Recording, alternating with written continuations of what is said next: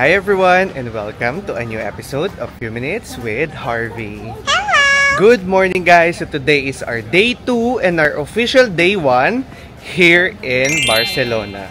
So before anything else guys, kung bago ka lang sa ating channel, do not forget to like, comment, share, and subscribe, and please hit the notification bell for you to be updated on our latest uploads.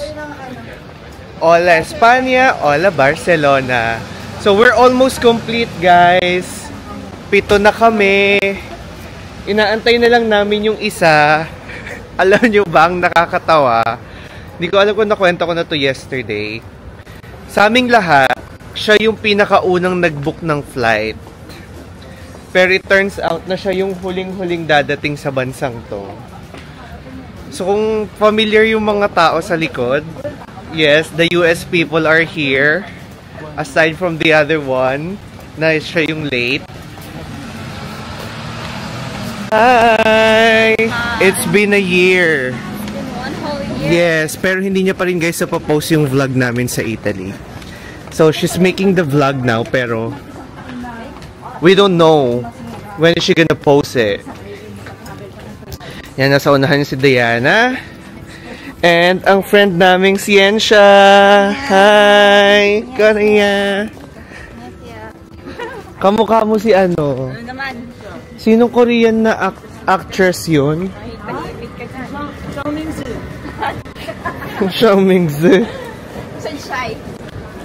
Yung sa outfit mo, feeling ko inspo mo siya doon. Oo nga.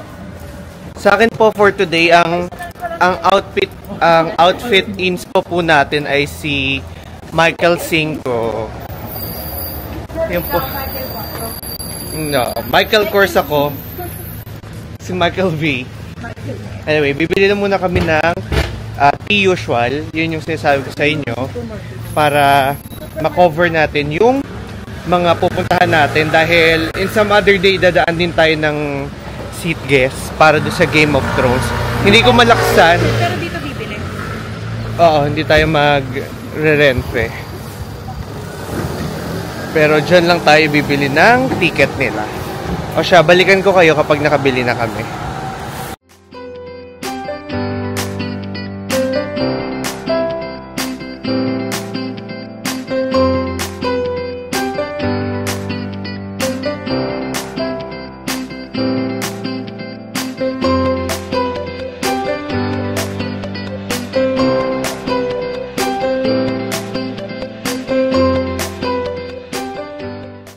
Grabe guys, sobrang ganda. Sobrang ganda talaga ng details. Hindi pa siya tapos dito sa yung exterior, pero sobrang linaw, sobrang ganda. I-zoom natin, gagawin natin ng mas malinaw. Pasensya na, medyo nagmamadali tayo kasi late talaga kami and sobrang sorry sa tour guide namin.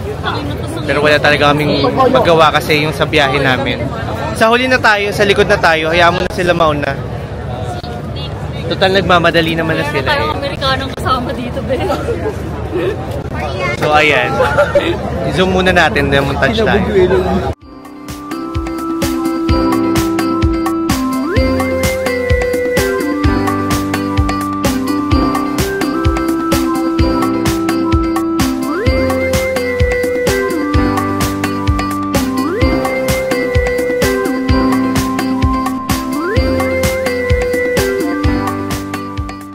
Ito pala ay stone guys. Nasagot na yung tanong natin.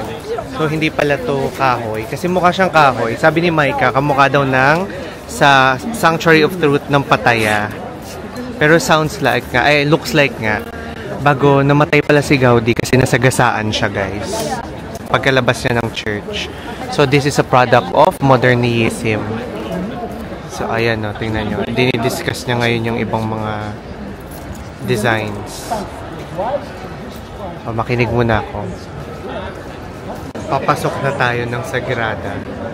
And from the outside, grabe. Sobrang ganda na.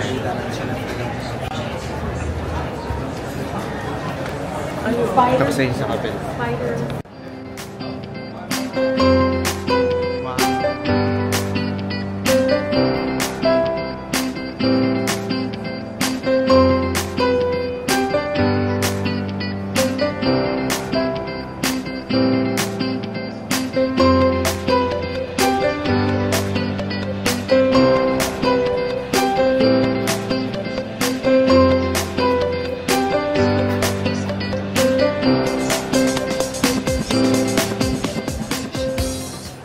opposite of what the glory facade will be demolished. And the owners will be compensated. That was written in the notarial deeds, though nobody thought 45 years ago, when this building was constructed, that one day the church would be finished. That wasn't the thought. This building shouldn't ever be built. It's not. So what happens? The owners are angry. They don't want to live here, but they knew everything, and they pay less for this apartment. The problem here is that they want to be compensated by the commercial price, but they will be compensated by the ground price, by the commercial price, and that means 60% less. That's a problem. So instead of this building, here there will be a staircase, esplanade until Paragon Street, and also two monuments devoted to fire and water. The most important, here there will be a bridge for the people going to the church and for the traffic on Paragon Street. When the church will be finished, perhaps in 10 years or sooner, it will be more or less like this picture.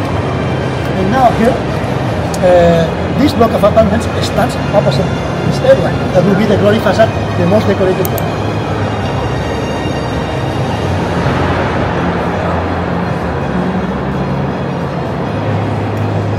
That will be fantastic, and now we can make an arrangement. In 10 years or sooner, when the church will be finished, we meet on the corner, and I will explain you the exterior and the interior. Let's do that. I wish for you. That will mean that we'll be alive. Okay? Okay, let's continue.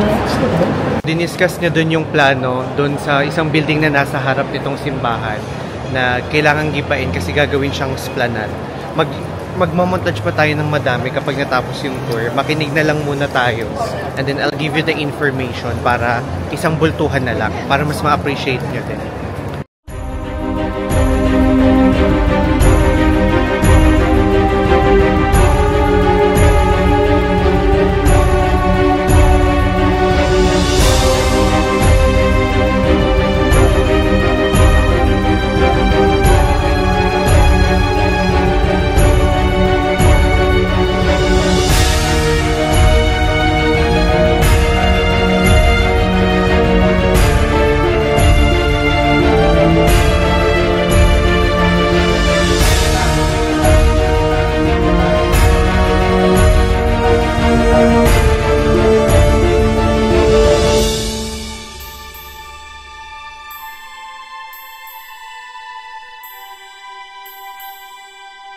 Dito sa baba guys, sa paglabas nyo ng church, not literally paglabas lang ng ano, meron dito sa ilalim ng simbahan or ng cathedral, hindi pala, basilica, na mga information mula sa date na nag-start up to this date. So, hindi ko na siya bibigyan guys ng discussion malala, pero dito mababasa nyo naman siya and translated naman lahat in English, kaya mas maiintindihan nyo siya guys.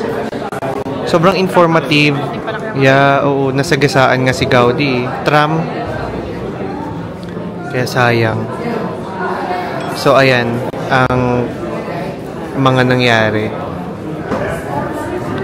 Hanggang dito ba naman? Ate Cynthia naman? The pics. Just like a rainbow. Say hi to Miss Heart, everyone. Hi guys! Wala pa akong liga. 50% pa lang ito. Paano pa ba? 100 na. So bumalik kami sa loob ng church kasi kailangan lang natin magkuha ng mga photos para sa ating Instagram. Si Pat hindi.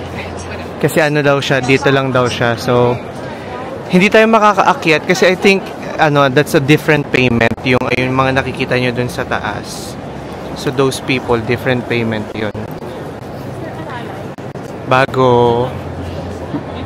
Ayan. Diba sobrang ganda lang, promise guys. If nandito kayo sa Barcelona, huwag yung sasayangin yung opportunity pumasok. Kasi muntik na kami hindi pumasok with the announcement. With the announcement. Galit na yung tour guide.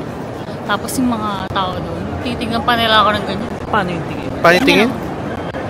Sabi ko din sa kanila. Ano simbahan ganyan na? Oo nga pala. So yeah, mag-picture muna tayo and then ikakat na tatapusin natin yung vlog pagka hanggang sa lunch. Kasi a different place naman yung pupuntahan natin mamaya. And then I think babalik pa tayo pag nakaligo na si Pag nakaligo na si Pat, after mo maligo, babalik tayo dito. Kasi kailangan natin mag-picture sa labas. Kasi kailangan gamitin natin yung 50 euros na ano, diba? Yes, kasi sayang eh. 50 euro guys yung Sulitin natin. yung bayad. Then sa baba, yung crypt. Ayan, yung tomb ni Gaudi. Dito siya nilibing guys sa ilalim. So if you want to pay, actually may bayad din yan ulit para makita mo yung tomb niya. Naka-Gothic style daw yan. So feeling ko naman na-discuss ko ng maayos sa inyo yung sections. Sa yung start ng ABS-CBN na ano? Ang nagsinding.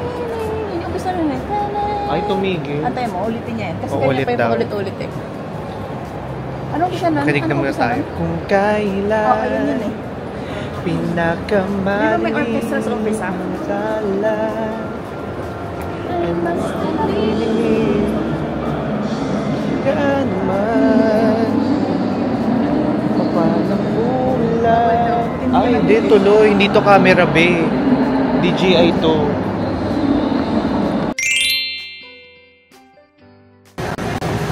Dapat, be, tinanong nyo muna kung magkano. Pag si JB namimili, alam nyo naman kakahinat na natin. First day pa. Okay lang yan kapag si Micah namili. Pasok yun sa budget.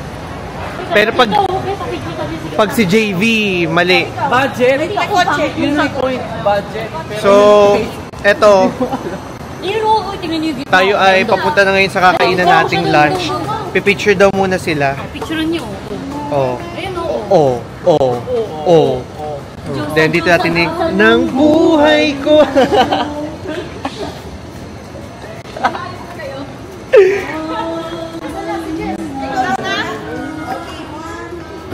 Oh, ngiti. Sun kiss. So, papunta na tayo sa kakainan natin. Then after this, we'll end the vlog kasi iba na yung iba-vlog natin mamayang hapon. Dahil pupunta tayo sa ating next stop, yung Parkwell. Okay? Dito kami sa Miss Simona. Dito kami kakain ng brunch. Dito kami kakain ng Espanyol. Wala pa tayong chorizo. Yes. So, mamaya na lang pag may pagkain. Nagagano sa sarap ng bantay. Ayan. Ay, hindi nakita guys. Ayun na, dalawa sila. Tingnan nyo, grabe no. Oh. Zoom pa natin yung pag ina-edit na natin. Ayan silang dalawa. Grabe. Sarap. Ayan na yung drinks. Ayan guys, yung nagbibigay ng drinks. Oh. Ayan bang sa'yo, Diana? Bonbon ka din? Pati akin? Oo. Diba? Hala. Sabi mo ngayon make it 3. Oo nga no. Walang yelo. Akala ko ice. Yung lotus yung make it. Mango. Water yun na yun. Di ka sure ba? Ayan, special delivery. This is hot. Oo nga no. Sayang. Anyway, thank you.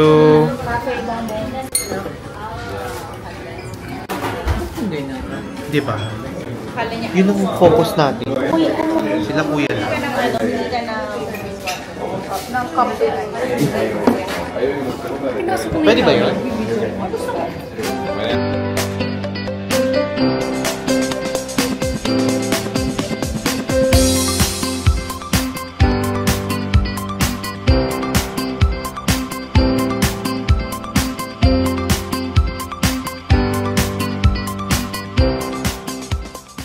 Ayan, nandito tayo sa harap ng Sagrada Familia and nag-picture lang kami.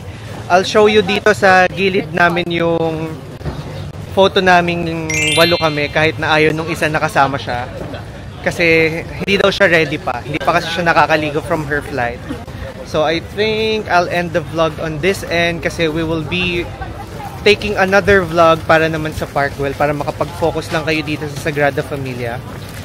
It's a must, promise. Hindi dahil sa ito yung isa sa mga sikat, pero the history itself, lalo na kapag taong simbahan ka or if you are interested sa mga architectures, sobrang ma-appreciate nyo siya. So kung nagustuhan nyo yung vlog, do not forget to like, mag-comment din kayo, and please share guys, lalo na sa mga gusto pang bumiyahe, and magkaroon ng idea. Lahat naman ng mga Get Your Guide natin, ay mas pabor kasi dito ang Get Your Guide, mas easy, mas accessible. Pero meron din naman sa mga Klook guys, I'm highly encouraging you to use Klook. Kasi we will be trying to affiliate kapag umabot na tayo ng 5,000 subscribers. So balik na muna kami ng Airbnb dahil kailangan ng maligo ni Miss Heart. Please. Please lang guys, please. At dalawa-dalawa yung maleta niya dahil si Miss Heart to. Dahil si Miss Heart to. At kailangan niya na mag-shopping. So thank you and see you again sa ating next Barcelona vlog. Bye-bye! Magbabay ka na, may part wheel pa tayo. Miss Heart, magbabay ka na. Bye guys! Kasi ibang vlog na yon. Maliligo Kasi muna ako. masyado nang mahaba kung pagdidikitin pa natin.